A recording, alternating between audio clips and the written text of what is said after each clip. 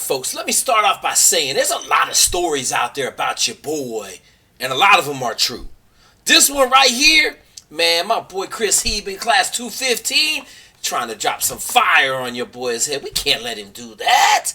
Man, listen, I've been hiding over here in the dark, just waiting to drop this video on this boy's head, man.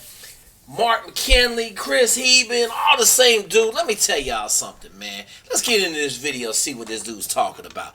The story I have about Jake is that I'll never forget. He was in the weapons room at SEAL Team 8, and we were getting our weapons loadout for our combat deployment. So our whole assault team is in there. You've got 32 guys. So let me say this. We were SEAL Team 8. We was getting our loadout, okay? We were platooned up. He had his platoon. I had my platoon, all right? At Bud's, he was in class 215. I was in class 217. We were at the teams together. Yep, I was there. I'm not going to lie to you. I was there. Now, let's see how it goes. And we were getting 4 M79 grenade launchers for every 16 guys. So Jake takes this M79 grenade launcher. Now first, wait a minute. Let me just explain this. I had a 203 grenade launcher, which you can see right there in the picture, mounted on the underside of my M4, and that thing sucked.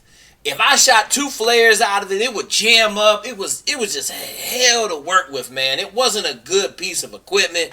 It was not good for shooting multiple rounds. It wasn't good for putting looms up in the air. This is old school 1999 where first thing we did, we shot looms in the air so you could see. We ain't doing that no more. We running on night vision goggles. But back in the day, the 203 on the bottom of your M4 just absolutely sucked. Let me preface this by saying that right there. You're out of the packet. And he just goes into Jake mode, gangster mode. He says, Chris, why I gotta be a gangster? Come on now, you call me a gangster? Why I gotta be a gangster? Oh man, this is nice. Man, I know we only supposed to be having like 4 of these for like 16 of us, but y'all ain't touching this. This one is mine.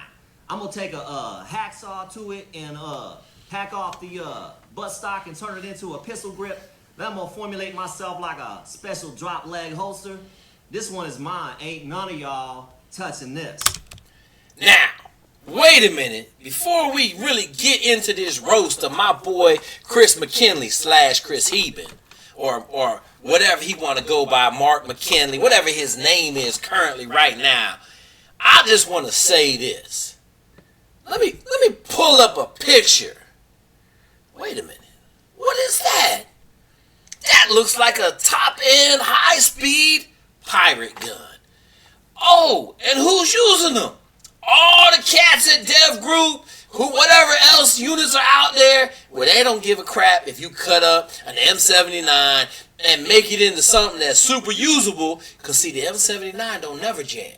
That mug, you can put 15, 20, 30 rounds in it. It don't never stop up, okay? So, Chris, I just want you to look at that picture right there and tell me, why are you hating on your boy for being somebody that thinks outside the box and finds a way to win? You just hating, dog. You just hating, Chris. You just hating, okay? Let me tell you something. That right there is a work of art, and I would like credit for it, because this is circa 1999. You in here throwing jabs and daggers, throwing them right back at you. Chris, don't ever forget, you shot yourself in the stomach at a grocery store, and then you try to blame a bunch of gangsters. That's just how the ball rolls, my dude. Okay? Make sure you come back again.